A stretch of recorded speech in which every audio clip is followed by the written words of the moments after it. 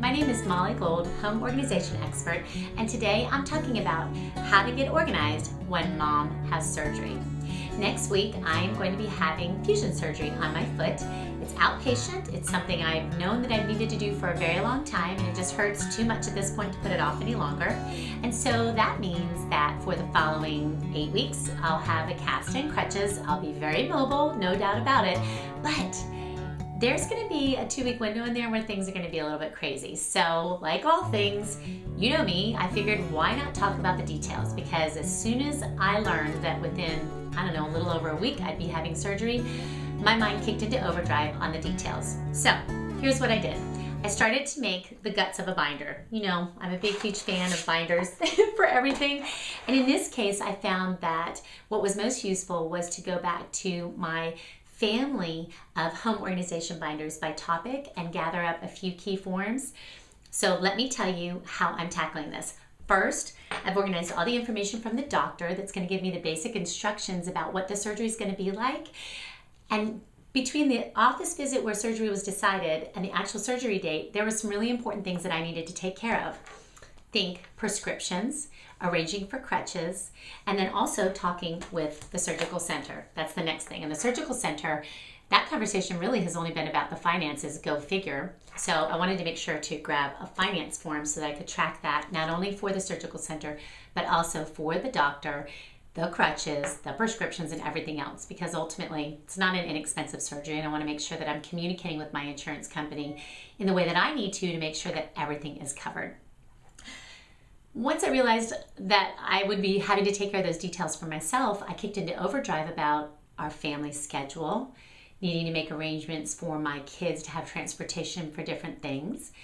How do we make sure to take care of things like getting the laundry done? We're going to need a schedule for that. So, you know, it's all about the Go Mom Planner. I went and got my handy dandy scheduling sheets, and I'm in the process now of making quite an extensive calendar through the 3 weeks after surgery, where everyone is helping with different things, where everyone's rides are coordinated, where I might have been the one driving before, someone else will need to help out. And then of course, groceries.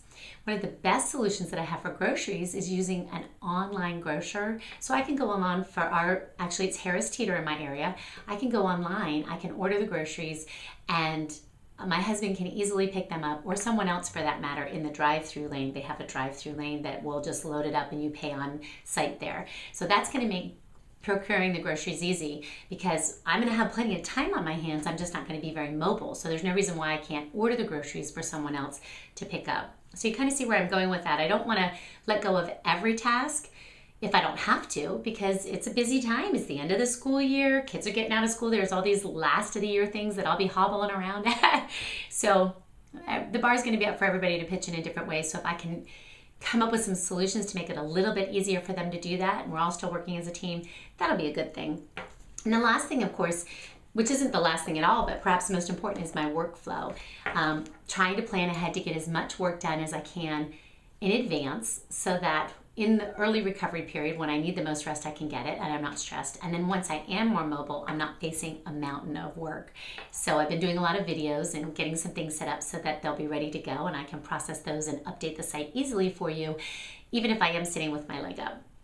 A couple other things that occurred to me: making sure before the surgery to get all of the kids' summer supplies in order, thinking everything we need for our pool bags, sunscreen. Normally I do that the week before Memorial Day weekend, but now I feel like there's no turning back if I don't get it done. Making sure that everybody's clothes are in order. We've already gone through everyone's drawers and whatnot, but just the things that they'll need for summer. Of course, we can use online ordering for any of that too. And then just making sure that I'm really thinking through the reality that I won't be able to do as much as I'm used to for the first couple of weeks. So those are the things that I'm doing to get ready for surgery.